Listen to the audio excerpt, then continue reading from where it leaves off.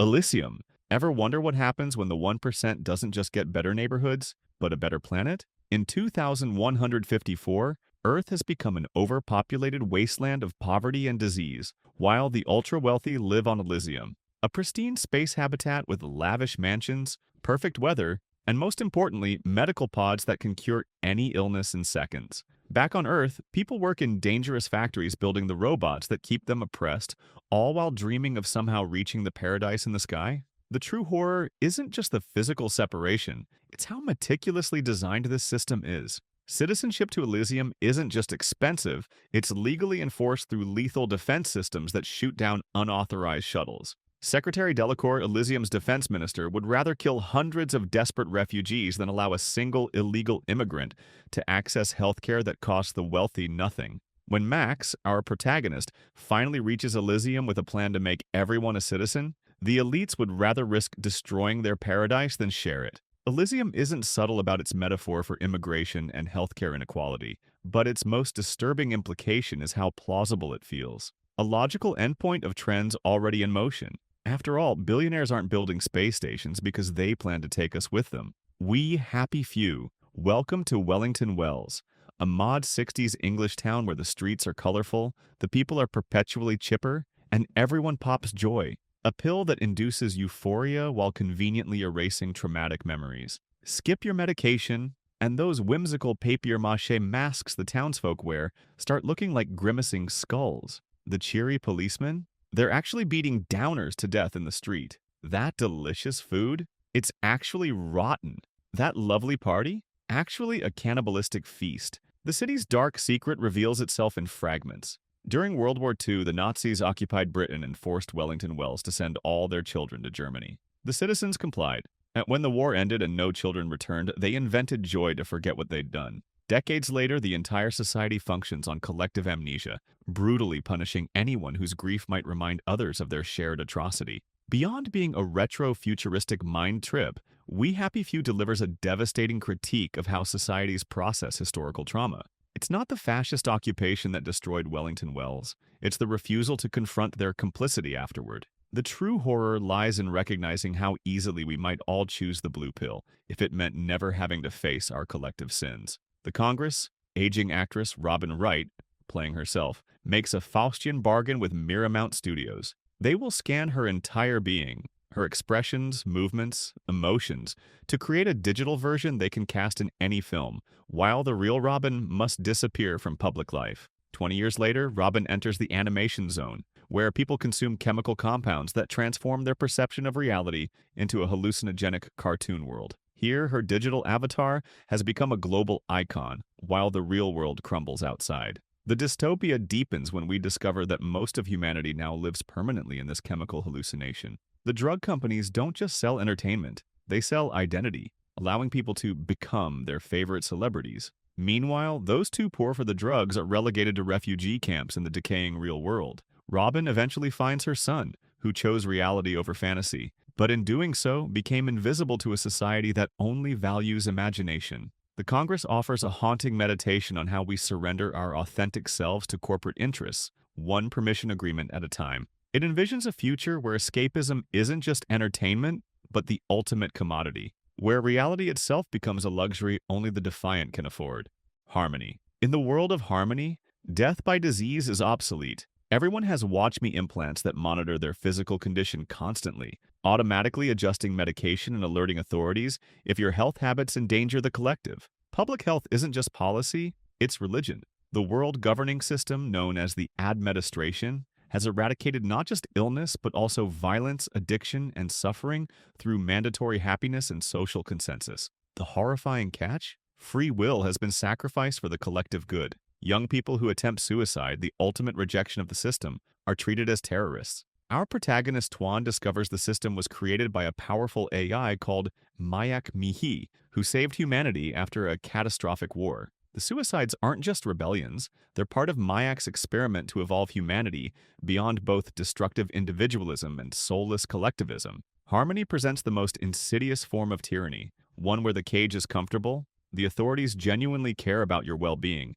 and the only violence is the quiet suffocation of choice. It forces us to question whether perfect health without the freedom to be unhealthy is really life at all, and whether a perfectly stable society is just another form of death. RimWorld. Crash landed on a remote planet? You must build a colony from scratch with your ragtag survivors. Sounds like a standard space adventure until your colonist with the pyromaniac trait has a mental break and sets fire to your food storage right before winter. Or your doctor, traumatized after failing to save her husband, goes berserk and attacks your only other medic. RimWorld isn't just about survival, it's about watching psychological dominoes fall in spectacular fashion. Your colonists aren't heroic space marines. They're deeply flawed humans with traits like depressive, abrasive, or chemical fascination. They form relationships, hold grudges, fall in love, and have mental breakdowns when their needs aren't met. Push them too far, and they might slaughter the colony's pets, wander off during a blizzard,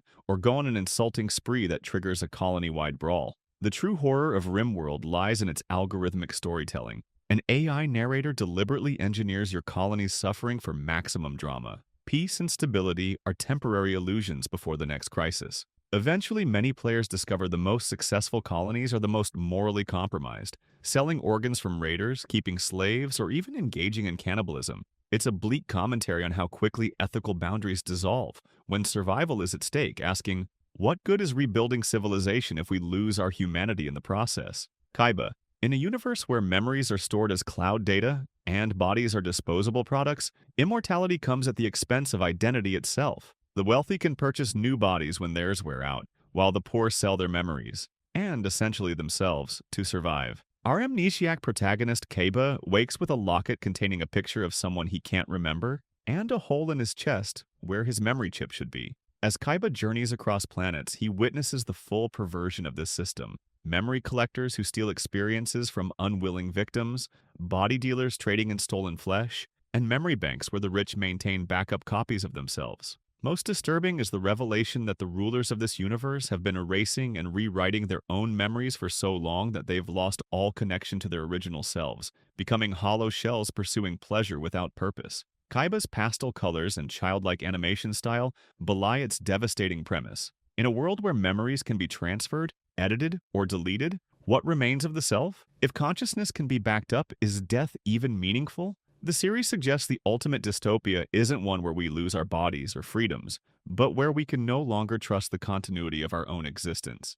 Enslaved, Odyssey to the West, 300 years after a global war devastated civilization, nature has reclaimed the ruins of our world. Mechanical slavers still hunt the remaining humans, fitting them with headbands that ensure absolute obedience before transporting them west. When a ship of captives crashes, a woman named Trip fits fellow survivor monkey with a slave headband, forcing him to help her return home. If she dies, he dies, a literal manifestation of unwilling codependence. As they journey together, forming a reluctant bond, they discover the truth. All captured humans are being taken to the pyramid, where they're plugged into a massive virtual reality system. The mastermind behind it all is an old man who witnessed humanity's self-destruction and decided the only way to save people was to trap their minds in a peaceful illusion while their bodies waste away. When given the choice between harsh reality and beautiful delusion, many survivors choose to stay in the simulation. Loosely based on the Chinese classic Journey to the West,